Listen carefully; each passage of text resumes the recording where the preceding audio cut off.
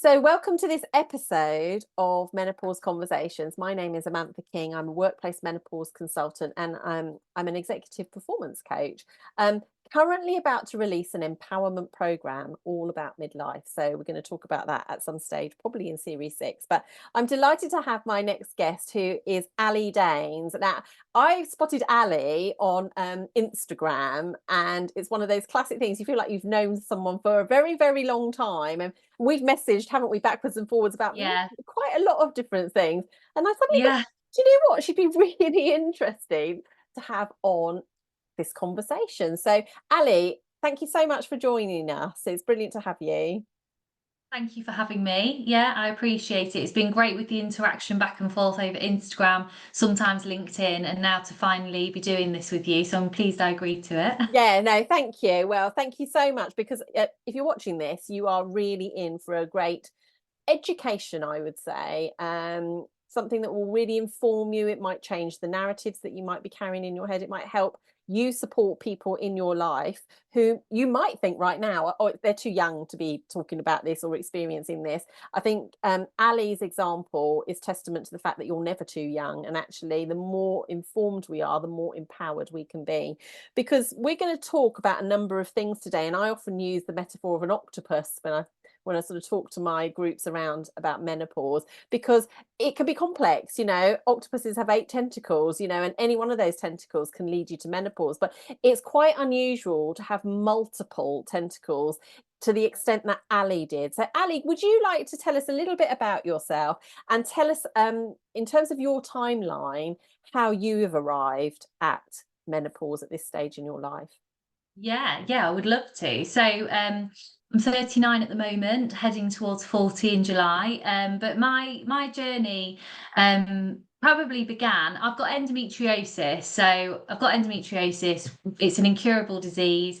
1 in 10 women have this disease, and they might never know that they've got it until it's 1, causing pain, 2, causing infertility issues, or 3, they might go through life and not have any problems because it might not come to them as a problem. It depends on the severity, where the lesions are, all these sorts of things. So endometriosis, for those who don't know, is defined by tissues similar to the lining of the womb that grow outside the womb, so anywhere in the pelvic cavity, but it has been found on diaphragm, lungs, heart, brain, all over the body.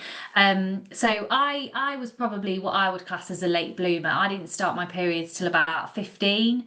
And I remember that day, and having quite a lot of pain with it, but I never really paid much attention to it. As a girl, you're taught periods are painful, they can be light, they can be heavy, they can be this, they can be that. And until you get into your cycle, which can initially take 18 months to 2 years for you to get into that proper cycle and know what that's about for yourself, because every woman is different. I suppose it wouldn't have caused me any problems. But I decided at a young age, which now, if I'd have read Kate Muir's book, I might not have done. But I think the pill actually did save and preserve a lot of my eggs. Now looking back, because we're only born with so many. But I did go on the pill at a young age, and that was more to regulate my periods. But then I started experiencing issues of bleeding in between periods, and spotting and pain during intercourse, after intercourse, all these sorts of things, like shooting nerve pain. When I was going to the toilet and passing bowel movements, I would get pain there, which is linked with periods now, but it was also linked with other things as my story progresses. So yeah, I'd push to have a smear. This is like at the age of 19, nearly 20, and I was booked to have a smear done. And that was when they said, oh no, they've increased the age to 25, so we can't do it. And I was like, no, I've booked in, I've been coming backwards and forwards, I really want you to do this smear. I'd been told there was no chance I could have cancer of the cervix, no history in the family. I've got 2 sisters, no history with them or anything like that. I pushed and pushed and pushed, and I still wasn't allowed a smear. But because of all the symptoms I was having, and just so that you know, Amantha, I still have the letter now. I have kept that letter, just that says there's no chance of this. You're on the pill. There's no previous history with ovarian or cervical, all these things. And I was like, okay. And you listen to them because you're quite young and they've studied and they know. But I pushed and I saw a locum GP who agreed to do an internal examination. And what she saw was she saw the cells on my cervix without even being painted in iodine. So if you ever have to go through having your cervix checked once you've had an abnormal smear, they paint your cervix with iodine so that it shows the cells that look not very nice and that might need removing. But she'd seen those and referred me straight to the hospital to have that checked. So I was referred, I was checked. It was pre-cancer of the cervix. I can't remember the next, CIN3, I think it's the stage just before. And I had loop excision I had biopsies and then I had loop excision to remove those abnormal cells. Sometimes they'll monitor them and say it's just an age thing, but mine was quite more prominent that they wanted to remove that and get that out. And going back, I went to see a different GP. They said, we're really glad you pushed for this because had you not, you might not have seen like your 22nd birthday. After that, I did have a laparoscopy. My mum has endometriosis, and I was concerned that if they couldn't see, if they couldn't think that I needed a smear and it was found anyway, what happens if there was something else further up? Something I haven't told you, but you might be aware of from my Instagram. My daddy died when I was 6 months old. He had cancer of the stomach. And he was dismissed for months and months and months. And then a locum saw him and he was diagnosed with stomach cancer.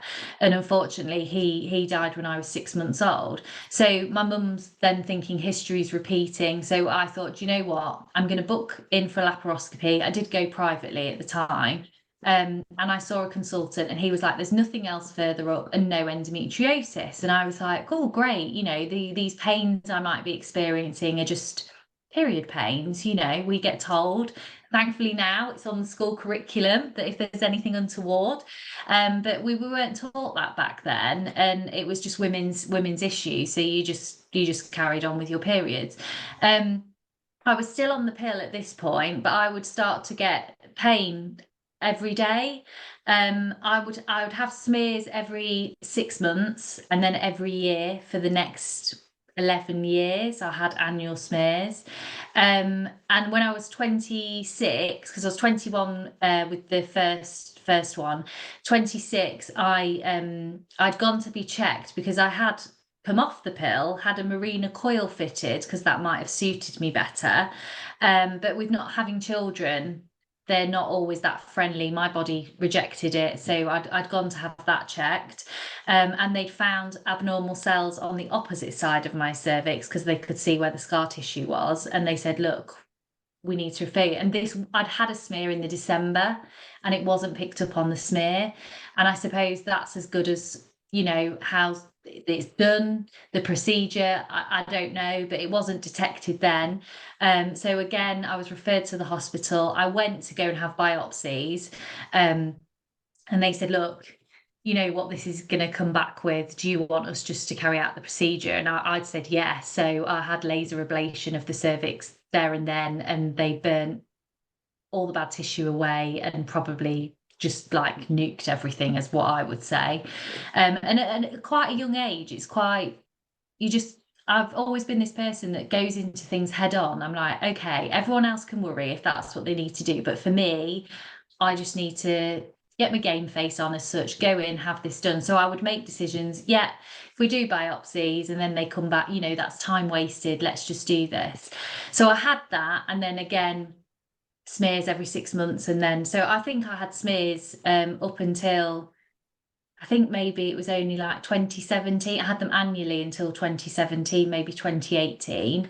And then in the meantime, my periods, they I would have my break on my pill because I had the marina removed and I went back on the pill. And I would have my breakthrough bleeds, but they would be horrific. I would nearly pass out going to the toilet. I struggled with recurrent UTIs. I would have pain every day of the week. I'd feel sick constantly. I'd wake up and I'd feel so nauseous that you'd think maybe like a morning sickness, but I've never had children, so I don't know how bad that can be, but I understand it to be quite bad. But obviously that's your hormones making you feel all sorts of funny, to the point that I would sometimes nearly pass out just walking.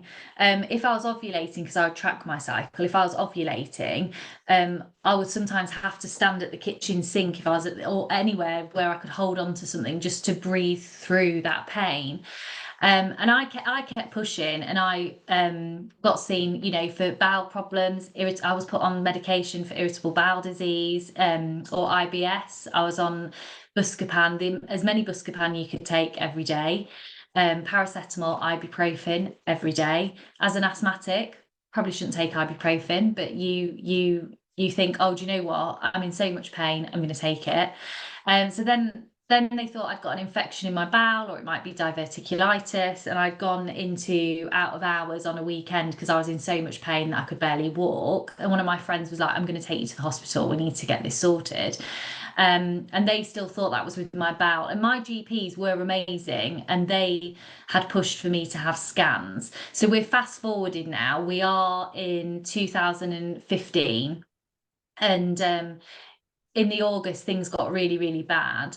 And I had an ultrasound, which we know doesn't necessarily show up endometriosis. And I had a transvaginal ultrasound as well. And when they were putting the probe in to the left side, I was almost passing out. I was like, you need to get this out of me. I can't. And they thought I was being a bit dramatic, but I was like, I can't deal with this. This needs to.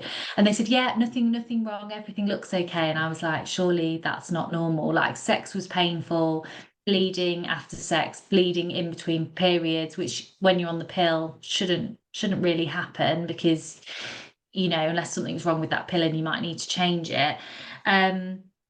And then, yeah, I was admitted to the hospital, my local hospital, which don't have an endometriosis specialist.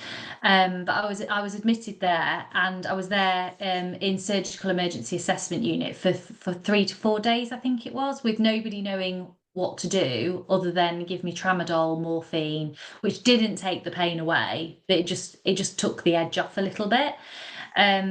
Was discharged, and my doctors we're still looking into things. I was following the process, basically. See your GP, get referred, have the scans, then get referred to a specialist. But the scans were what put me in hospital because I was in so much pain. And then the pain never got better. It seemed to stay. And I was admitted to hospital again in an emergency via my GP. They said, we need you to go to hospital. We'll send you home with this pain relief and just wait for the call when they've got a bed ready. It was at a time when they probably had too many people in that area and they wanted to wait for a bed for me. And this is all still 2015. And it was the October time. And I remember ringing my big sister, and I said to her, they think that I'm on my period. And I was like, but I'm not on my period. I've got this pain and it won't go away and nobody's listening to me. And then the specialist, who wasn't specialist in endometriosis but head of gynecology, said, we could go in, but there's a risk to that. I could sever your bowel. And I was like, whoa, whoa, whoa. We all know there's risks, but I'm not going to have you go in if that's your first. Like, there's a way to deliver that, isn't there? And I was in there for 5 days. On the 3rd day, they wanted me to see pain management, which I believe is a route that you go down if there's absolutely nothing else that they can do for you, and you're going to be on pain management for whatever. And I thought, look, surely. And I was like, my mum's got endometriosis. Is this not endometriosis? Or it could have been a cyst. I was asking all these questions, and I'd actually rang my doctors crying. So they know me quite well there. I rang up and I was crying, and I was like, they're not listening to me. I can't be here. They're not listening. I don't want to stay here if they're not listening and not listening to everything that I'm saying. It's like they're thinking, and I was being gaslit. I'd been told on numerous occasions in the hospital, if you thought about having children, that might take the pain away. I was like, okay. And I'd already been told that to conceive naturally might be difficult because of the treatment I'd had on my cervix, and my cervix was tilted, all these different things. And then to hear that, I was like, wow. And now looking back, I'm like, absolutely not. Like, that's the wrong thing to say to anybody. But my doctors referred me to a different hospital, and just said, go with the process, get discharged. So I was discharged with 3 months worth of tramadol and a referral to a different hospital. So that weekend I spent Googling top specialists on endometriosis, and I rang them on the Monday morning and I said, look, I've been referred here. And they said, oh yeah, we've got your referral through. And I said, I need to see someone though. How quickly can I come if I pay private? And I know that not everybody can afford to do this, but I think I paid £200 to see somebody that's specifically trained in endometriosis. Again, they weren't BSGE because I didn't know this at that time, but not BSGE, but had done a number of endometriosis surgeries, and I thought would be really, really good. And they were. That was one of the days that changed my life. So I saw him, and within 20 minutes he diagnosed, and I know you don't get full diagnosis until laparoscopy, but he knew when I nearly leapt off the bed when he was doing his checks. And he actually rang the theatre and booked me in for surgery within 4 weeks. And I got my diagnosis for endometriosis after 9.5 years of struggling on the 1st of December 2015. And that was a great day because you go into surgery thinking they're going to find nothing's wrong because I've been told nothing's wrong. And what happens if there is nothing wrong and you've wasted their time? And I'm sure every endometriosis patient feels like this because I speak to many women that have gone through it and they're thinking this whilst they're getting wheeled into theatre. And then you wake up and you get told, yeah, it was everywhere, all across your pelvis, in the pouch of Douglas, which is the passage, weirdly, it's named after a man, but the passage in between the vagina and the bowel. And that was riddled with lesions. So that was why it was hurting to go for a wee or to pass a movement. And yeah, luckily it hadn't spread anywhere further up. So it had been excised as best as it could, because there was a lot for the consultant to work on. And at that point, he said, I'll discharge you. So it was a day surgery. He would discharge me and he would see me in 12 weeks' time. And, the pain had gone. It was amazing. He said, if you continue with pain, I'd need to get you back in and see, what else could be done. But I felt amazing. Obviously, after surgery, you feel like you've been hit by a truck. Surgery is not the best, but I felt really good. Fast forward to 2018, I started having the painful when ovulating, going to the toilet, the feeling of nauseous, tired, exhaustion, passing out, all these different things. I had 2 bouts of pain where I'd had morphine for that and had time off work and just had morphine and rested at home. And then it was 2019, the summer of 2019, that I'd gone back to see the consultant, the same one, and I said, look, this pain has come again and it's not gone, so I think something is wrong. And I forget to say, in 2015, that's my menopause brain, in 2015 my left ovary was seized to my pelvic wall and my bowel, so it was freed, and that's why I was in a considerable amount of pain as well. So laparoscopy is the best way to diagnose endometriosis before doing anything else, any other treatment, trying a pill, trying a coil, because we don't know what's going on until they've actually seen what's going on. And then 2019, the pain had come back and not gone, and I thought something's gone awry here again. And I was asked, do you want to try the medical menopause it is. So the GnRH analogues that they inject every so often, you have the add back HRT and it shuts down your ovaries. And I said no, because I don't know what's going on. And the thing is, I think, and this is one of the reasons I wanted to talk to you, Mantha, is that we are offered this because it's an option, but I don't think it should be offered as though it should be a first option, because had I been offered that, I wouldn't have known that everything was stuck again, but in a worse situation. So I pushed for another laparoscopy. Obviously, every surgery comes with a risk, and that's why they say, only at the last resort should you have another surgery. But I pushed for that, and at the end of August 2019, I had another laparoscopy. Before I'd gone into theatre, I said, if that left ovary is seized or the right ovary is like seized or anything is wrong, feel free to remove whatever you need to remove. Quite a brave thing to say, but I'd struggled with daily pain for a very long time, that I was like, take what you need to take.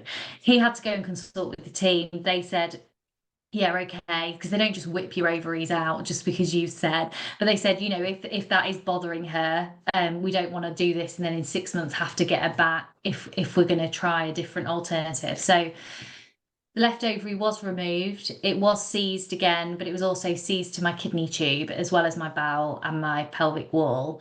So it was causing a lot of problems. And when they unseized it, it didn't sit back where it should. It just like flopped down. And that was the reason why I was in pain when ovulating, going to the toilet, nearly passing out, all of this, because everything was stuck together. And your organs shouldn't be stuck together. But what happens is those lesions produced, I don't know, a chemical. There's not enough research or known about what actually happens, but these lesions produce a chemical that your body tries to heal, which forms adhesions, and then organs get stuck together that shouldn't be stuck together. And then every time, I suppose, you're on your period, those lesions produce these chemicals, and then Yeah, because actually anatomically your ovaries float like helium they balloons. float. They just float around, which is why Yeah. if you ever go, anyone watching this, if you're going and you're having an ultrasound, sometimes, like when I went, they said we can't see your left ovary, You and then she can't went, can find you just them. turn over? Yeah, and then she went, oh no, there it is. There it is. She said we can hardly see it. It's so small. But there's a lot of this terminology. I mean, I just wanted to ask you, Ali, were you obviously you were very you were advocating for yourself, and yet you know what, it makes sense, doesn't it? If there's a problem with it, take it out. I mean, at any point were you counseled that that's going to put you into menopause if you do that? Were you given any advice, or No. did you know that yourself? Well, naively, I mean, I thought that both ovaries were even and they would come with the same amount of eggs, but obviously that's not necessarily the case. Um, and I always thought that if one didn't ovulate, the other one would pick up the slack. I thought they worked alternately. So I was told that if the left was removed, the right would pick up.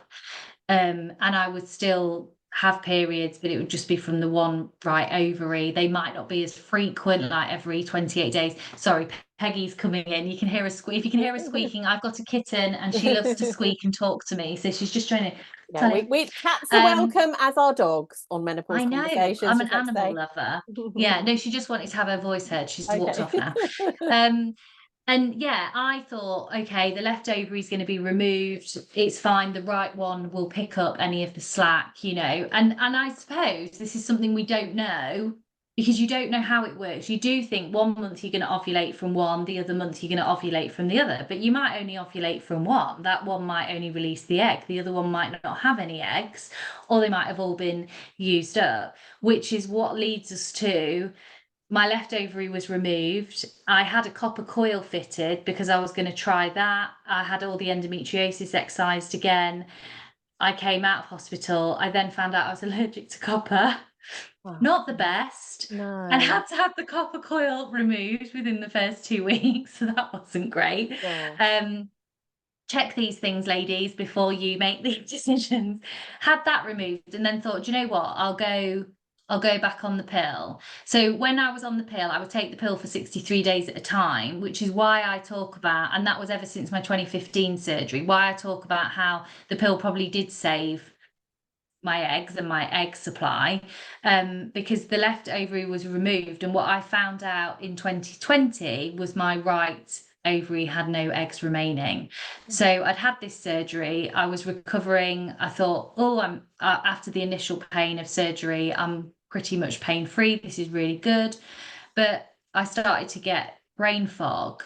And I mean, like really thick fog. I still sometimes struggle with it. Short-term memory loss. I would go into a shop and I'd be like, I, d- I don't know why I've come in here. And I'd really panic. I'd be like, I don't know why I'm in here.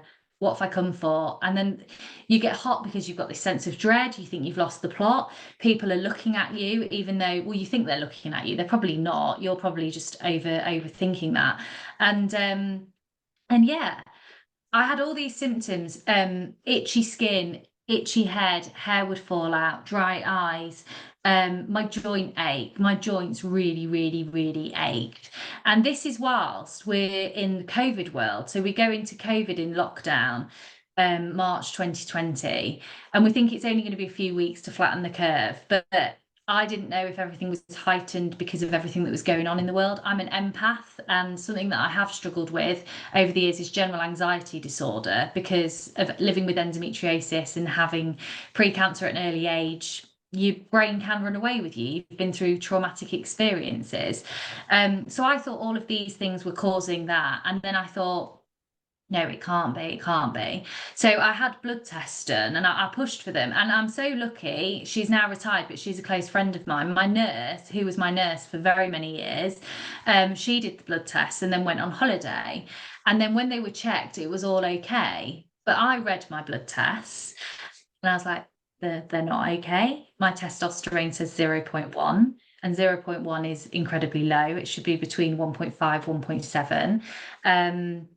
And then didn't even think about my estrogen. I just thought about my testosterone. So I asked to go on to testosterone replacement because I was like, it's really low. Why is it really low? And because I've advocated for myself, my doctors are quite good. And they were like, okay, we'll put you on that and we'll obviously refer you to see somebody. But then when my nurse came back off annual leave, she said, oh no, we've literally got to refer you because you've got the hormones of a 70-year-old woman. And I was like, what? And that doctor does not work at practice anymore and had been in the media because they were signing things off saying everything was okay and it wasn't. And there's since been an investigation. But I never went into negligence or anything because I just thought I need to get myself sorted. And I knew there wouldn't be a problem in the future. That's obviously since happened in the years, but I knew that my nurse was back and that things would be okay. So I was referred, and I was referred to endocrine, but I didn't just want to see somebody about endocrine. I needed to see an endometriosis consultant because I was so worried and watched so many videos. And Dr. Louise Newson and Dr. Naomi Potter were two that I'd watched about endometriosis and HRT and whether you could take it or not take it, would it feed, and all these things. And I'm like, I don't know what to do because I've got the hormones of a 70-year-old woman. But I saw, and I'll proudly mention him, I say to people, go and see him. I say to ladies, go see him. He's one of the best. Mr. Professor Amma at Derby. And I saw him and we had a consultant patient-led journey and diagnosis of what we were going to do. And we discussed it all. And I actually said to him, if this is my life, I don't want it. I wouldn't say I was suicidal, Amantha, but I would say I was at the end of my line, like 17 years of daily pain that sometimes was more manageable than others, but always came back with vengeance. And I was only be pain free for like maybe 9 out of the 12 months, and then it would flicker up again. And then with this situation, I was like, I don't know what's going on, but it turned out that I had no eggs remaining in my right ovary when they did the tests. So I was like, I will have everything out and any endometriosis excised, and I will have a total hysterectomy. A decision that I did make based on my knowledge and facts. And I knew it wouldn't be an easy journey, but I was already in POI. And I thought, I'm going to have to do this because I've got endometriosis. I don't want me to take estrogen and it feed anything and all these, you've got to, and that's why you've got to really have a patient consultant led journey and them to hear you and you to hear them, because I didn't feel there were any other options really for me. So I made that decision. I did have to undergo further tests. So I had to have transvaginal scans, ultrasounds, heart monitoring was done before I had surgery. I had a DEXA bone scan, which showed my left hip borderline for osteoporosis. And hopefully I'm due another one. I'm due to have one done. But obviously the low estrogen that I must have had for a while before 2019 with right having no eggs and left constantly being seized and not working was obviously having a detrimental impact. And yeah, I had so many symptoms of the menopause that maybe women aren't aware of, but there's probably about 52, and I think I had 35 of them, which is quite a lot. And so I had my total hysterectomy. It was due in the January, but it was actually in the May. So it was 3 years ago yesterday. So it was 3-year anniversary yesterday. And I said to my consultant, I'm not leaving this hospital without HRT. And so he started me before surgery in the November when we made the joint decision that I would start HRT. So I started on a low dose of estrogen patches and a small dose of progesterone just to like balance it out. And I was already on the testosterone, which I'm ever so thankful for, because not a lot of women get that. It's not licensed for women in the UK. For anybody watching this that's struggling, it's not licensed for women. We hope that it will be one day. So you have it off license and you take a smaller dose than a man would take. And yeah, and then after surgery, I increased it. I remember having surgery. Oh, another thing, another symptom, I had tinnitus. So I had ringing in the ears. And I used to be like, can anybody else hear that ringing? I'd be in the office. Can anybody else hear that ringing? And they'd be like, I'd be like, I've literally lost the plot. Or I'd be, back then I was in recruitment. So I'd be having a conversation and I'd be like, yeah, it's gone. I don't know what I was going to ask you. And I'd be like, I don't even know, like interviewing like a candidate or speaking to a client. And I'd be like, literally my brain has, I was like, I'm so sorry. And obviously I wouldn't have known that that was that. And I thought, I've literally lost the plot. I don't know what's going on. So I had the surgery and woke up and there was whooshing in my ears. And I was saying to the nurses, it feels like my head's underwater. But it was because no estrogen whatsoever. So was again refused to leave without them increasing my dose. So my consultant came round, he did increase the dose before I went home, and then started my journey to recovery. And the endometriosis, I can honestly say, hand on heart, I'm literally pain free. The only time I would get a little bit of pain is because I've got nerve damage around where my bowel sits. And so if I get a little bit stressed or too anxious about something, that will flare up. But I know how to get it under control. But everything else, I would say, is pretty much under control. And then last year, I really struggled, and I know you'll probably want to ask some questions in a bit, but I'll just tell this part of my story. I was really struggling with so before that was it, before I had my surgery, I was struggling with urinary urgency, constantly needing to go for a wee, waking up in the night needing a wee, but not really needing a wee, just having that sense of needing a wee. I'd sit down, I think I'd wet myself. And then I read Jane Lewis's book, My Menopausal Vagina, and it was page 21. Now, as a girl that had gone through pre-cancer of the cervix, you have cervical mucus, and at no point does anybody tell you this is going to disappear.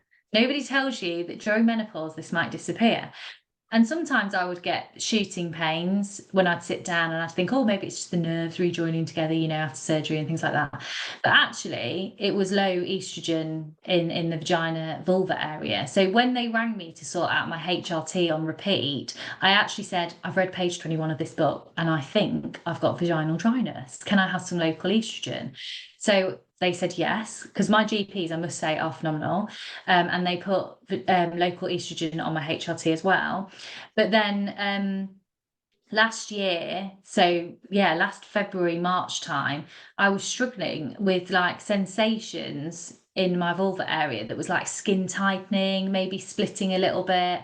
And I looked, I thought, I'm going to have a look. We should all look. So I'm just going to advise every woman, get a mirror, have a look, know what is your normal. And I talk about it a lot because heaven forbid, should we mention vaginal dryness is a problem, because none of my friends would talk about that. And obviously, I felt very alone through certain times in this journey because I didn't really know anybody that was going through the same thing. And obviously, Instagram helped me because there's such a community out there of girls going through POI, women that have just been diagnosed and they've been in POI for years and they didn't know. Like I met Hayley, who went into early menopause age 13. I know Cherie. I've met Natasha. Yes. All these women that have been going through it, And I'd felt so alone that I really clung on to them. And Victoria, clinging on to these people because your friends, your social circle isn't going through it. And you're like telling them, oh, I need a wee. And they're like, what's wrong with you? And I kept getting reoccurrent UTIs as well. So last year I went to see a specialist. You have to go see a dermatologist when it's anything to do with the vulva. And then you have to ask, do they specialise in vulva? I need to know. So I'd rang. So my GP had referred me, but our dermatology at my local hospital is about 9 months waiting time. And I thought, I can't wait 9 months. So again, I did pay privately. And I saw the same consultant that I would have seen on the NHS, but privately. And my doctors had already said, we're going to give you Dermal 500, which is a wash. You need to use that wash for the rest of your life. Don't put any other shower gel there. So Dermal 500 before you go in the shower, and then rinse it off in the shower. It's an emollient, so it's a barrier. My estrogen with Vagifem is increased to like 5-6 nights a week, and I use Ovaston as well. And I was diagnosed with severe vaginal atrophy, but I was really worried because when I looked with the mirror, the skin was changing colour. And I'd already known about Lichen sclerosis through other women, severe vaginal atrophy. Lichen sclerosis can lead to cancer. And I thought, oh gosh, you've dodged one area, you know. But yeah, luckily, I say luckily, it's got a horrible name, severe vaginal atrophy. And thankfully, that's all under control now. So I would say to any woman that is struggling with urine urgency, constantly needing to go to the wee, going for a wee, like sitting down, and you think you've wet yourself. If your a daily discharge has disappeared, you might want local estrogen. That would, because it can be so debilitating. You try to walk and you're in pain, and Yeah, and can I also say, one of the things that we always say is notice how it changes. Usually at certain times in oh your yeah, with your cycle, cycle, yeah, it's like creamy and opaque. So think, like yeah, egg white that's cooking, it's a bit like that. But actually, if you start to get a watery discharge, that is yes, not mucus, that is interstitial fluid coming yeah, out of the cells because of the rubbing, the friction. It's basically your yeah, cells are crying out saying, we've got a problem here. So any watery type discharge, in fact, any discharge that doesn't look like your normal discharge, you should be getting yeah. checked out anyway, shouldn't you? Yeah, and low estrogen down there can affect. I say down there in the vulva area. I'm going to Yeah. give it its proper name. You can have that when breastfeeding. You can have that during pregnancy. You can have that after childbirth. But nobody tells you of this. So I was sitting down thinking I've wet myself. But one, I've not had any children, and that's a common thing. Urinary leakage after children. And I was thinking I feel like I constantly wet myself. And along with that, obviously sometimes you get hot. I can't always regulate my body temperature. Even though I'm on HRT, I sometimes feel a bit duped. I'm like, why am I so hot? Why am I so hot? But you can't always regulate it. And so obviously you start to question things. But yeah, I do feel like I'm in such a better place. 3 years on from that surgery with my endometriosis, we know there's no cure. And then obviously with menopause, the reason I wanted to come and speak to you was so that no woman ever feels alone, really, because I felt really alone and did a lot of research. And so since then, actually, Jane James, who runs the Menopause and HRT discussion group on Facebook, when I'd had surgery, asked me to join as an admin and help me co-run it. And then we had about 5,000 women in the group, and now we have over 21,000 women in that group that we are helping. And I'm just like, if I could, through my journey, help one woman feel less alone, I've done it. I've given back because I felt so alone. I went into really dark places, not suicidal, but I thought, if this is my life, I don't want it. With the endometriosis, with then the early menopause, because I thought I've just got over one thing. Now what? And I suppose getting through it and out the other side is having hope. And I think every woman has to have a bit of hope and find some women you can cling on to during this time, because it's not just a midlife happening. We've spoken about it previously. Women get told it's going to happen to you in your mid 50s.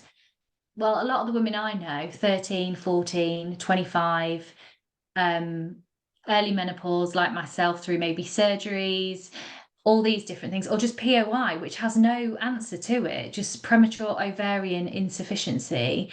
and there's no rhyme or reason to it. And where's the help? Because literally you could have all these symptoms and just think you've lost the plot. And I did some research recently, and suicide in women is highest during menopause.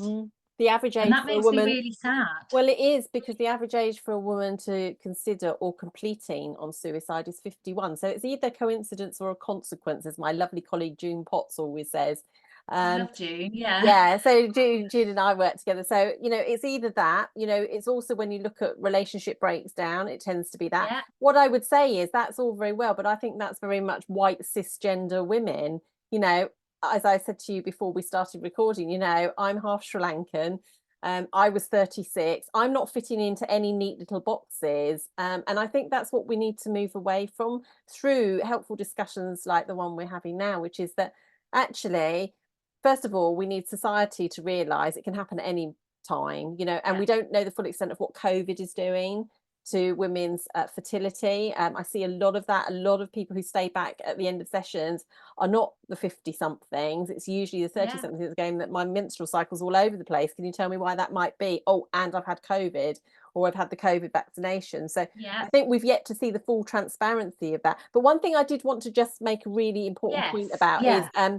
so in terms of the progesterone, what type of progesterone do you take currently, Ali? So I take a micronized Provera, and it's called medroxyprogesterone, and I take 5 milligram. But the only reason I take that is a synthetic. The only reason I take that is because if there is any endometrial tissue anywhere, even a mil, that should stop it from growing. So I take that daily.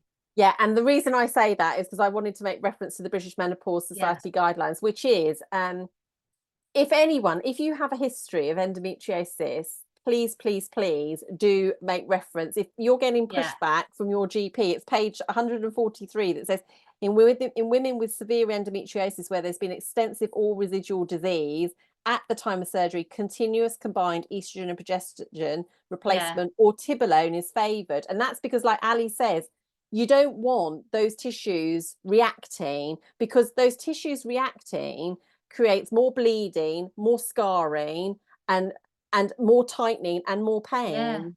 So yeah, we want to stop it. So, you know, even the best surgeons in the world, and I would just like to give a shout out for somewhere in the south, if that's okay. So we've yeah, done a name check for Derby, but honestly, a couple of people that if you're anywhere in the south of England, please remember, everybody, you can self-refer under the patient's charter. You can go anywhere in the United Kingdom, Scotland or Wales, I would imagine as well, yeah, possibly, if you want to self-refer. But a centre of excellence is also the University College London. My sister had, in fact, her surgeon won an award. He rang her and he said, "Can I wow, put your case forward?" My sister's endometriosis was so bad that they had to, like yourself, so she had a full hysterectomy, but they had to dissect her bowel. Her bowel actually stopped working, and that's how she got yeah, rushed into hospital. So they had to cut a massive chunk of her bowel out, put a stoma in to do the work so the bowel could heal. But like you, I mean, she's a little bit older than me. Um, I think by the time she got to being 50, she had no more pain. But yeah, then, amazingly, of course, no one had given her counsel about the menopause. But I'm delighted to say the second person I want to name check is Dr. Vikram Talaulika, oh, because he's amazing. so Yeah, I happened to stumble across Vikram and I was like, oh my God, this could be just amazing for my sister. So I wrote to Vikram and I said, do you do a clinic? He's like, yes, we do one. UCL. Oh my God, this is amazing. That's where she had her surgery. And she actually went on his wait list because her doctor's surgery, because she was in menopause and she didn't have a womb, would not give her continuous progesterone. And I was it's like, no, crazy. I said, you need that, you need that. And so she went to Vikram's clinic and then came back into the NHS. But it shouldn't have to be that hard. You shouldn't have to wait, for two No, years for what is literally written up in the Menopause yeah, Society guidelines. But this is what we're saying, that there are, and can I say, there are so many. I've interviewed quite a lot of amazing doctors, and I would also like to say I've had Dr. Nagat Arif on yes, my YouTube. This is an amazing book, The Knowledge. If you're looking for a coverall from start to finish, from everything from puberty all the way through your life course, that is a great book to have in your home or in your possession or to give to people, because yeah, the more informed we can be, the better we can make decisions for ourselves and others. Yeah, and I just want to say with endometriosis, the BSGE, British Society Gynecology of Endoscope, there we go.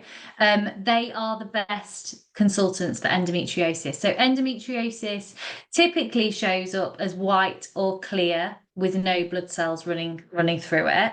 Okay. Sorry, no little veins running through it, but it can also be yellow, it can also be green, it can also be brown, it can also be red. And these surgeons and consultants have a multidisciplinary care team with them. So there is a bowel specialist, there is a specialist nurse with them. There's also a urologist, just in case. There's this multidisciplinary team that are there to support. And although Professor Amma started me on my HRT, I actually now see Mr. Jayaprakasan and Mr. Robert Stanforth at Derby. And I live in Lincoln, but I go to Derby, and I will see them every year for the rest of my life. And I've got a bookshelf full of information. I did so much research about endometriosis, the menopause, you name it, because I literally felt so blindsided that it had happened. And I always knew it might happen early, but I didn't realise how early. And so having this network of women around us, I mean, your sister is very similar to my friend Carla Cressy, the CEO and founder of the Endometriosis Foundation. So just like to flag that to anybody who is struggling with endometriosis, please go to our website. There's also a Facebook group, and Carla is doing huge things. She's been working with Meet Parlour, she's been working with Holland and Barrett. She's been doing a lot of work for women's health and endometriosis, and she recently won an award because of all the work she's been doing. And it's not she's just doing it, she's living it. And this is what I said to you before, Amantha, like when it's Endometriosis Awareness Month, I can be there, I can show up, but I have to take a step back because it's my stories, my journey. And the same with menopause. I can help so much, but sometimes I have to check in on myself because I make it seem all glossy and like it's been okay. It's been a tough journey. And what I found after surgery, and I'll only coast over it briefly, I thought, I don't know what life's going to be like. And then my marriage broke down. My former husband had an affair, he'd left. And I was 16 weeks post major surgery, making decisions that were life-changing, not based on our relationship, but when you're married, you do make joint decisions. And I've spent the last 3 years trying to get divorced, the stress of divorce, the stress of rebuilding your life. I forged a new career. So the role that I'm in now, I'm not in recruitment as such anymore. I work in business intelligence and data analytics and all of that. And my friends are like, Ali, you're like amazing because you're doing all this. You've gone through all this. Not everybody sees all that. You've got your career and then you're helping. And I'm like, I just want to help more women feel less alone in this journey, whether it be menopause, whether it be divorce, and that's quite a taboo subject, whether it's endometriosis. You know, I remember working in the office and having bled for 6 months at a time, and I'd sneak my sanitary towel up my sleeve because I wouldn't want anyone to know. And I'm like, why are we doing that now? If I still had periods, I'd be waving it across the office because it's not something we should be ashamed of. It's something that is part of life. And people will talk about babies and fertility, but periods are all part of that because if you're having them, great, hopefully you can conceive. When you might struggle, it might be down to endometriosis. So let's raise that. It could be PCOS. It could be early menopause, and that could hit you like a truck in the face because you've got all these other symptoms, but you haven't linked it to that. And so that brings me to the Make Menopause Matter campaign, which has now received over 200,000 signatures, which is amazing. And what we wanted to do with that campaign, and Diane Danzebrink started the campaign, and again is another endometriosis lady, and so went through that experience due to endometriosis. We wanted to make Menopause Matter in education. So getting it on the curriculum, getting menopause, periods, endometriosis on the curriculum. That started to go on the curriculum September 2019, but then we had COVID. So hopefully that'll come through in the workplace. So when I worked for a company called Pareto, hello Pareto, they are owned by Randstad, and I ran a webinar for 200 employees, and 10% of those were male allies that wanted to be there to help the women in their lives, wives, partners, sisters, daughters, you name it, and realize what was going on, because a lot of people don't realize, and it might be your mum, and you're like, is she going through perimenopause? Does she need HR? What's going on? So to make it matter in the workplace, and I actually wrote the guide for employees and employers to help at Randstad, and I left that little bit of legacy there because I wanted to help more women. And then also in, weirdly, healthcare, we want to make it matter in healthcare. We want GPs to be trained. They might have done their training. And I spoke to Fiona from Harley Street Emporium. She was one of the first interviews I ever did. And back then, I now realise I was speaking a lot about how much support I was getting from my significant other, and that person couldn't watch that video. And now I realise why, because I probably wasn't getting that support. They were elsewhere. But Fiona was a great help, and I used to watch videos, and I met Vikram through Fiona, and I've seen the talks that he's done, and I would cling to anything because there wasn't enough out there. And so to make it matter in healthcare, women are still going in for hysterectomies, which, by the way, a hysterectomy is removal of the womb. Oophorectomy is removal of the ovaries with the womb, and obviously one is salpingo oophorectomy, I think. I can never, it's trauma, so it's gone out my brain. And they go in and they're not told about HRT, yet those ovaries will likely shrivel over the coming months and die, but they will be no wiser. Or they will go in and have a total hysterectomy and not be advised, this is going to change your life. You will need HRT. Let's talk about this journey.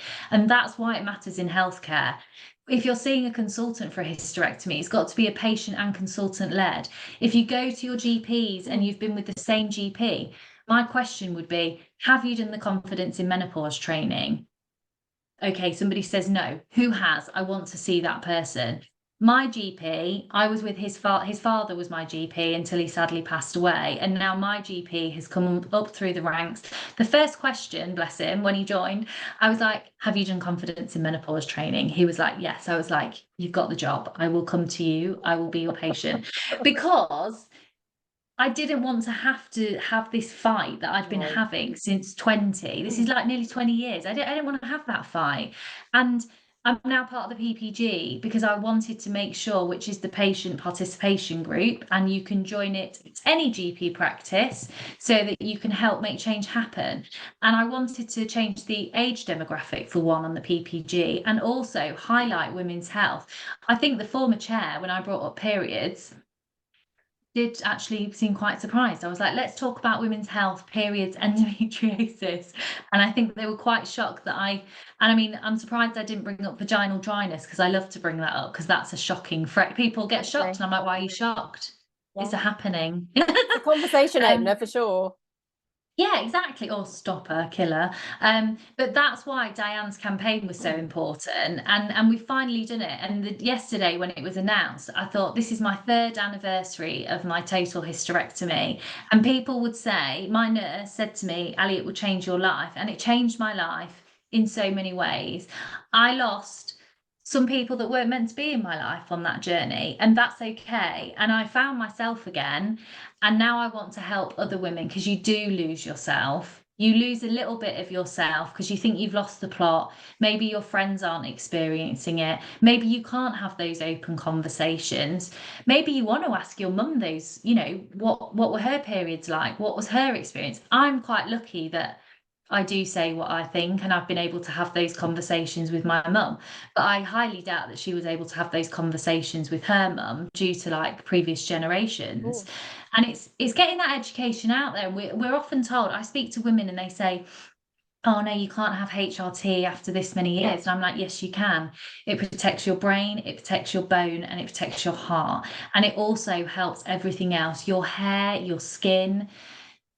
the brain is so important, and estrogen is so important for your brain, and the science that's now happening, like to look into how important hormone replacement therapy is completely, it's changing, and it's not for everyone. So I must caveat that. Obviously, if women have estrogen cancers, there are other alternatives. So it's not a one size fits all, but there are other things. There is exercise. But if your hormones are so low, do you want to go and exercise? Like, you're feeling a bit lethargic. Well, this is it. And I think it is really important that we do talk about stress, because, you know, in all Yes, that you've experienced, I mean, one of the things that I really focus on. Oh, lovely. You've got a lovely cup of tea. Was that brought in for you? it was, yes. Where's mine? So the reality is, you know, we must talk about stress. And this is something that I sort of talk about in my own program, which is you can take all of these things and do all of these things. But if you have an undercurrent of stress, and undoubtedly so many of us do, I think Yeah, actually, really and truly, a lot of us are carrying trauma. yeah, You know, PTSD, you know, of the yeah, chronic variety, but because of our nervous systems, which are dysregulated, that is naturally going to feed into the dysregulation of our hormones. There's absolutely no doubt. And then you layer and layer and layer all these experiences in the way that you've spoken about yeah, today so openly.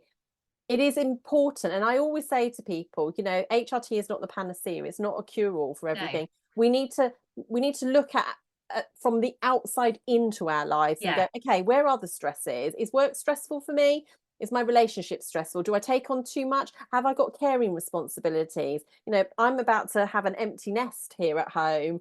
I am under no um, illusion that that will cause significant additional stress. Although the fact that I'm postmenopausal, again, I think we need to change up some of these narratives. You know, it's not all the perimenopause or the surgical menopause or early menopause. It's like, well, what happens to us after? Because I'm going to live yeah, about 38 years of my life as a postmenopausal person. So I yeah, need to get some of these checks and balances in place. And HRT works even better when we yes. have that platform of stability, calm, you know, Well, I up can and up in the finally boat. find this out because, as we've mentioned, I don't like to highlight it too much, but I've been navigating a divorce, and that only came through. So 16 weeks post major surgery, and let's not forget all the stress that was before Yeah. surgery, the living factors that I was living in, that person leaving, um, and then me finding my feet, which I've done amazingly well, I might like to add. But all these contributing factors has just been stress. And I'm due to see my endocrine consultants in July for the first time. I've always spoke to them over the phone, but now COVID has hopefully gone, I can meet them face to face. And they said, we can't wait to see what life's like for you without that stress, because I don't feel like I've been able to fully balance my HRT to the degree that I would like to, because the cortisol levels would have been Exactly. through the roof. Yeah. And you're right, contributing external factors. Like, it's not just about, what we eat, it's what we read, who we surround ourselves with, our workplace, any negative energies. And I've worked really hard on that. So I've had like acupuncture, I love to weight train, I have got an injury at the moment. But even like Reiki, all these different things that we can look into. And I'll actually say, I did put it on my Instagram. I had to go for a breast scan a few weeks ago Yes, I because of remember. my shoulder injury, which was done lifting a suitcase on an overhead Yes. storage on the train. So next time somebody offers to help, say yes, please. Although you don't want them to then get injured. But yeah, I ended up, because my pectoral muscle was so inflamed, I was really worried about my breast tissue, and I've got quite dense breasts. So I was like, I actually don't know now if this is normal or not, what I'm feeling. Yes. So they were brilliant, and they were phenomenal. Actually, I had a really good experience, because I was like, oh, when you've had medical trauma and been told nothing's wrong with you, you're like, are they going to think I'm wasting their time? But they didn't. And the consultant said, so you're on HRT. We went through all my medical history. He said, there is no link with cervical and breast cancer. He said, I would be worried with ovarian. I said, oh, no, I know. I said, for me, if I don't get this checked, then what happens if it is something? And I Yes. said, I wouldn't live with myself if that was the case. So, and he was like, yeah, no, I agree. You come get checked. And he said, oh, how long are you going to be on HRT for? And I said, what do you mean? I said, forever. I said, until I get cremated. I said, I will go up in flames because it's highly flammable. And he said, really? And I said, well, yeah. I said, obviously, I said it's doing good things for me, and I have to balance that quality of life. And I said, you know, if something did happen breast related, I would reevaluate it. But I would always, so I advise any woman to be continually checking your vulva and your vaginal area for any abnormalities, but also checking your breasts and knowing how to check your breasts. Yeah. And the slightest thing, go get it checked. They will rush you through and expedite it. I was classed as highly urgent because of my age. I didn't have a mammogram, again, because of my age, but I had ultrasounds and it all checked, which put me in more pain because of the damage that I've actually done to my AC and my SC joint, but it was worth having the check. And they said, even if 1 mil of tissue could have been, like, they can see it at that. And I was like, that's really impressive. And being on HRT, I will continually be aware of other things. But for me, that quality of life is far better with HRT. And even sometimes now, I still suffer with a bit of short-term memory loss. So I'll Yes. forget maybe what I'm going to say, or I'll be doing something and then think, what was I doing? And I'm like, Yeah. but I try and normalize this in the workplace. I'm like, oh, you know, that's my brain. And we do joke about it, but it actually is. But I don't just think it's from menopause. I think it is from trauma and the trauma that I've gone through over the last few years. I think that has had an impact. And I'm hoping with all the external things that I can do, it will make it feel more regulated. Because, I mean, you know, knowing who you are and checking in on yourself is really important. And I would recommend that to anybody, because the last 3 years I've learned a hell of a lot about myself. And yeah, I can honestly say I know who I am as a person. And, you know, just helping one other woman is all it has taken for me to like feel like I'm giving back. But I know that I've helped more than Oh one. my gosh, So undoubtedly, undoubtedly. And yeah, you know, you can see that there's that passion there and that knowledge and that insight and that desire to give and share. And I think it's the price we pay for having endured, and I do think it is an yeah, endurance for some. I think that's what we get. It's knowing that we are preventing other people from going through that. And I think that is, it takes special people to do that. It really does, because there comes a price, you know, it's exhausting at times, you know. I'm not as good at stepping away, and I need to be better at that. And I, you know, and I did used to love doing things like Reiki and all those sorts of healings and acupuncture. So I'm leaning back into that, because you can't be all things to all people. And actually, no, part of this, I do think, you know, when we think about, you know, we talk about second spring, which predisposes you will have a second winter and a second autumn, which means sometimes it's about letting go of what no longer serves you. And yes, as a coach myself, I always say to people, and always know this to be true, that not everyone is ready to come on that journey with you. You know, some people will be in our lives for a reason, a season, or a yes, lifetime, you know. yeah, And there is power, and you know, the thing is, we're not the same people. Ali, I am you know, I am nowhere near who I was at my 20s or my yeah, 30s or my 40s. And if I were to gift one thing to people, I would say, please not to pine for who you were, because who you're no, about to be is even more exciting. yeah. And if someone's left your life, they've left your life, that's okay. Friendships, relationships, what have you, because what's ahead is far greater than what has passed. And I'm the same. Some people are in your life for a reason, a season, or a lesson, or they're there for the whole life. And I think that's a really good thing to know. And sometimes it can be detrimental to me, because I'm like, I'm okay on my own, I'm independent, I've got this, because I am okay on my own. But I have a really close circle of girlfriends, and you have become a close in the close circle. You've helped me when I've really struggled. When I couldn't breathe earlier this year, you messaged me Oh, and was like, Ali, get an antihistamine. This will help. I literally thought, can't, I mean, as an asthmatic, I was so scared because I couldn't breathe, and yeah. the antihistamine. But the Instagram community and the friendship circles that I've formed on top of my close circle, and then to have a wonderful person in my life, like when my marriage did break down, I thought life was over. I thought, how would I live? Like, I got married. I only wanted to be married once. I thought divorce was a shameful thing. And that's another narrative I would love to change, because I don't think it should be. Sometimes things just don't work out, and that is okay. And you know what? If I'd have known that this other person would match my energy. He is the male version of me. He gives what I don't have to ask.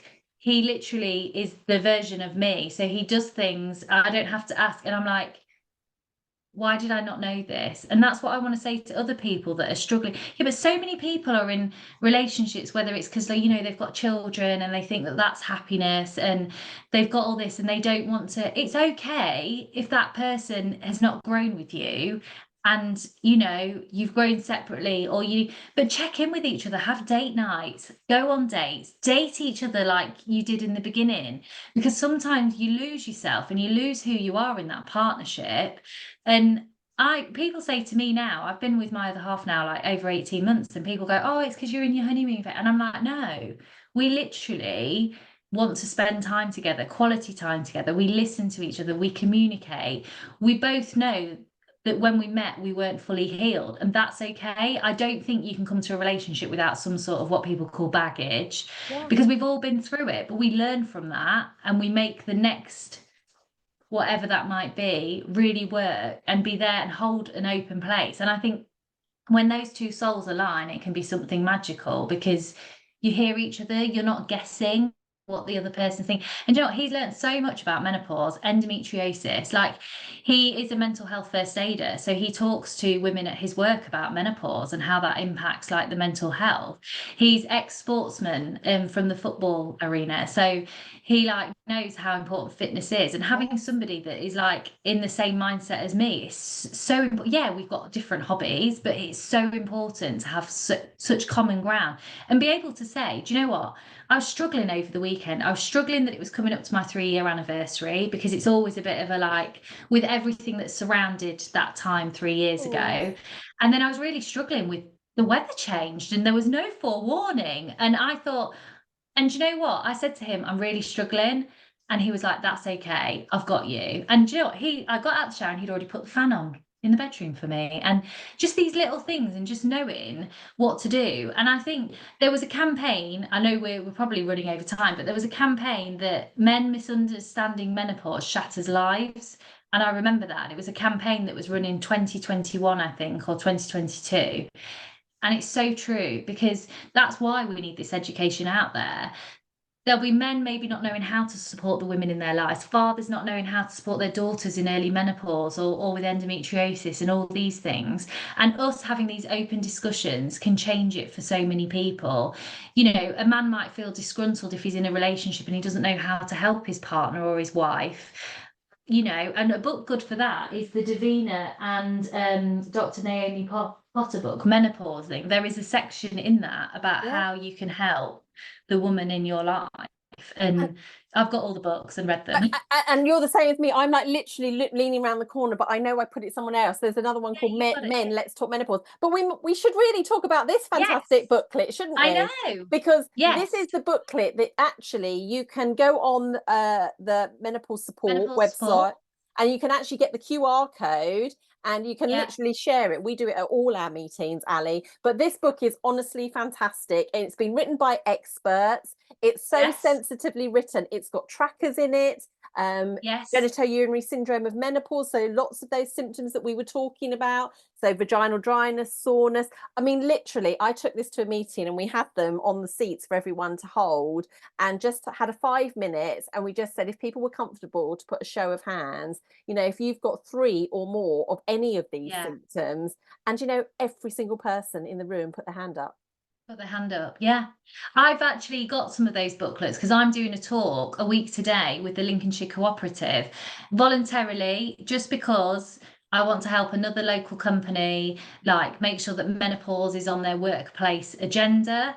And also I've got a number of those booklets. So if anybody wishes to donate, because they're not cheap to produce, I made a donation, because that donation can turn into having a one-to-one consultation for a woman. It can produce more of those books. So I'm actually taking those booklets next week. I'm also taking them to my GP surgery.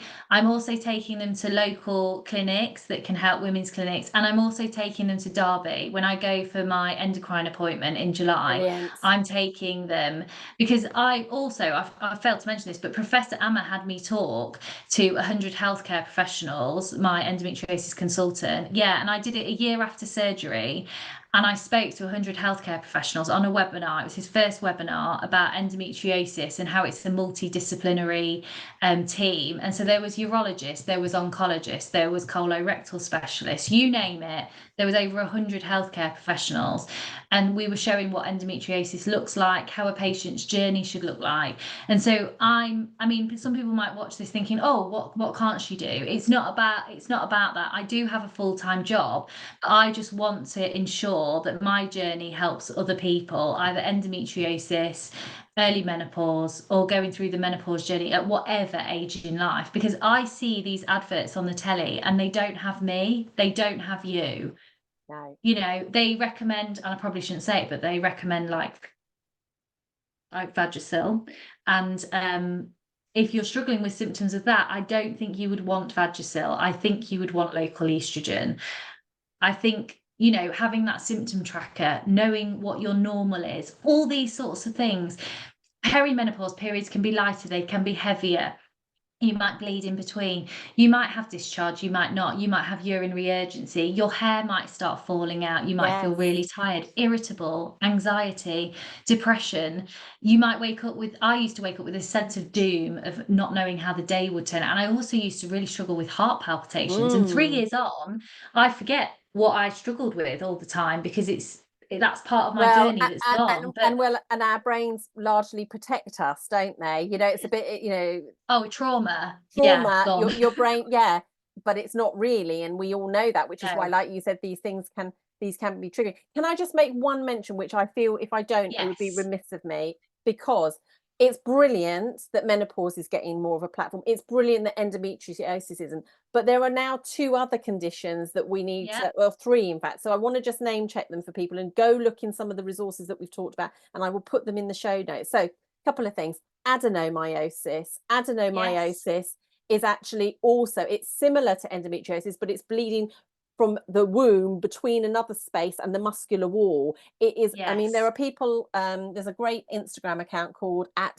the Adeno Gang by Tanya Simon Hall. Fibroids are masses which can Yeah. exist, and they can grow and they can get so big and cause really excruciating bleeding. So we know that fibroids as well. I'd also like to mention PMDD, premenstrual dysphoric Yes. disorder. You know, these are things which are hormonal and are cyclically led. And basically, premenstrual dysphoric disorder is like an extreme premenstrual syndrome. I mean, that Yes. doesn't do it It's any justice. horrendous. It's horrendous. You know, and then we can have ADHD alongside that. So Yes. this is really the tip of the iceberg. I mean, we are going to have guests on to talk about those things, but Yes. there's that octopus again. You know, there's that octopus, and also surgical due to cancer. You know, so many of the horrible side effects of genitourinary syndrome of menopause are caused because of the side effects of these very powerful cancer drugs. So we need, like you said, I think that's what was brilliant. It's like,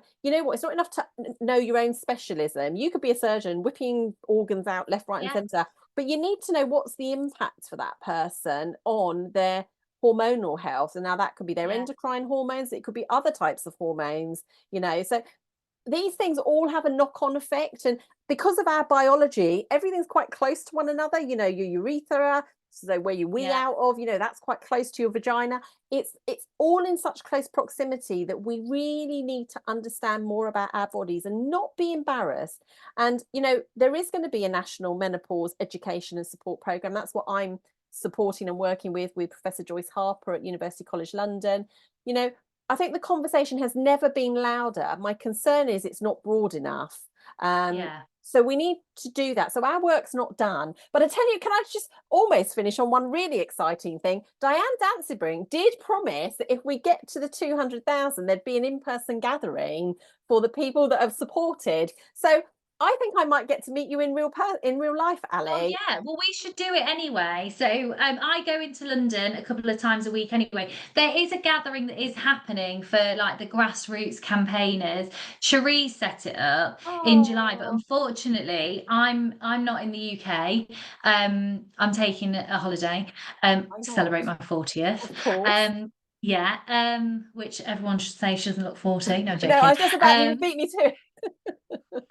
Everybody does say that, and I'm like, I don't know what 40 looks like anymore, because years ago, if you've seen that meme, it looks a lot different. It looks like cardigans and Well, slacks, and this is that was, what 52 looks like. yeah, it's amazing. Well, my boyfriend's 52 as well. He kills me for saying, I'm like, he's 52. He looks amazing. Well, he does Um, look but amazing.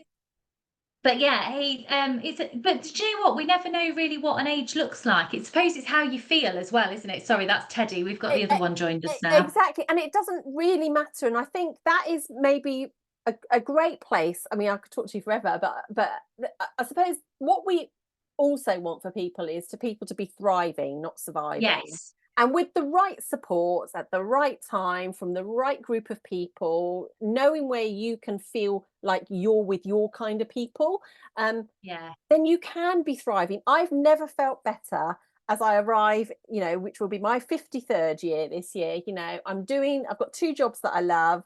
I'm not ready to hang my hat up yet. Yeah, No. there are some good days and some bad days. Always remember watching this, please, people, that your hormones have a lag phase. So, if you're feeling a bit flat today or having a bit of a flat week, it's something that happened maybe 10 days ago or something like that. So, getting these rituals for yourself, like looking after yourself, and I mean properly looking after yourself, you know, detach yourself from your mobile phone as often as you can, Yes. stay in the present moment. There's some research today about grounding in menopause, the Yeah. positive impacts of taking your shoes and socks off and go stand I on the love doing grass. this. I Yeah. love doing this. I walk around the house barefoot. It's not good for my feet. They often need buffing. Um, But then I go outside and I will walk barefoot. And I love that. Getting out in nature, it's one of the things that I do. Just going, I live near the West Common in Lincoln, and there are horses that run free. Beautiful. And when people let their dogs off the leads, it makes me happy. I'm happy that that dog's so happy and it's running around with other dogs. And just to have that on my doorstep helped me so much. I would walk every lunchtime or every evening, even on some of my bad days when I had low mood, no energy, everything was aching. I would take myself off and just appreciate, even like, sometimes birds can be a little bit annoying with their tweet tweet, but I love hearing the bird song. Like, Mm. I don't like it at the minute. Peggy wakes me up at 4:30 in the morning because she can hear the birdies, and I'm like, absolutely not. But just getting back into nature, it's so, so good for you. People take it for granted. You'll go in a car and you'll miss things, or you'll be out on your bike cycling, but you're paying attention.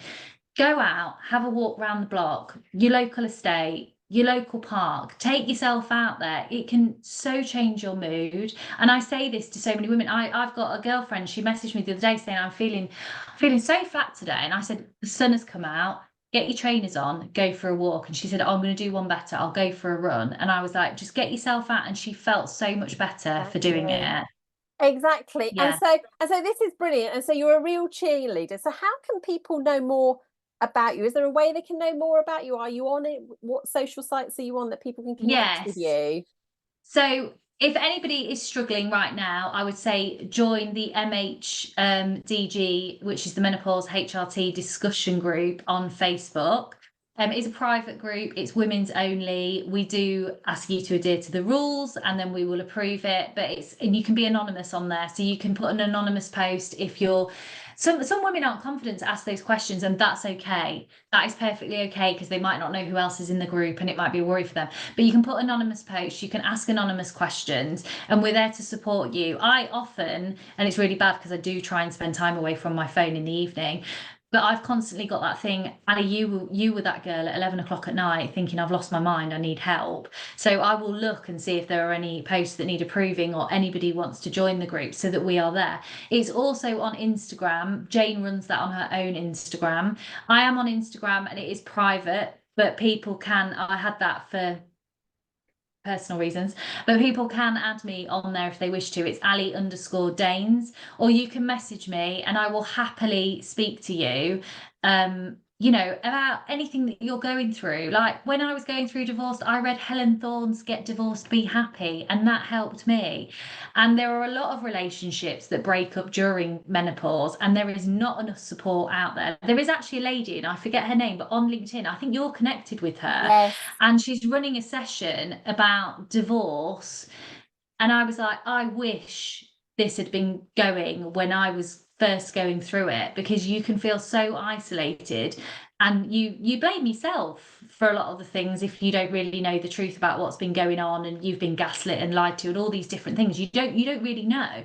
But I think having those groups out there and reaching out to them, like there's Hello Divorce on Instagram as well. But if Yes. anybody wants to reach me, they can reach out to me. I am on LinkedIn as well through my work, Alexandra Daines.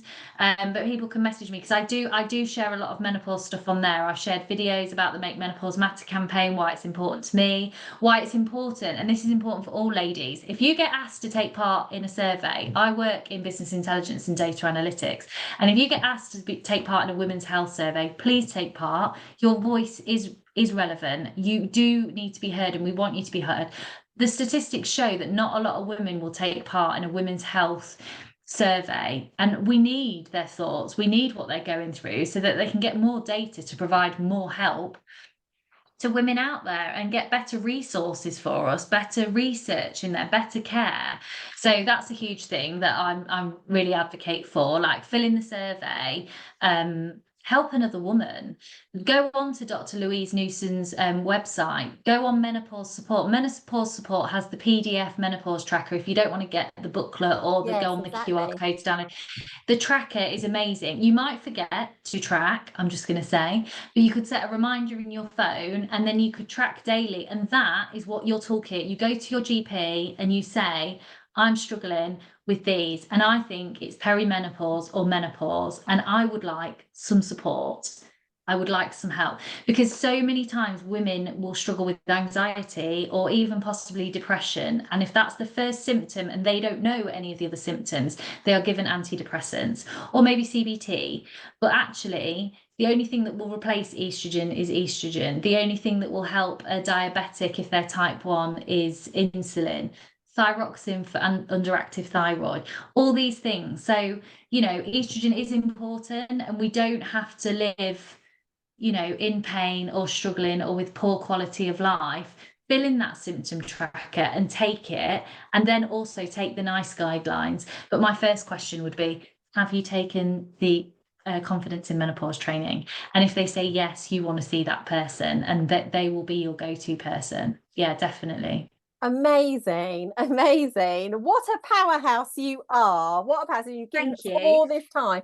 Thank you, because the world is a better place because of people like you, Ali, and using your pain to be your power is fantastic. So for now, thank you so much. I'd Yes, love to do another part 2 with you at some we stage. can. Maybe we get a Yes. panel of people on as well. Yes, I That would think if we got Victoria, Carla, amazing, Jane, amazing. That would people be with all wonderful. different experiences. Yeah, but thank We'll you for your time, and I'll speak thank to you soon. Yeah, thank you.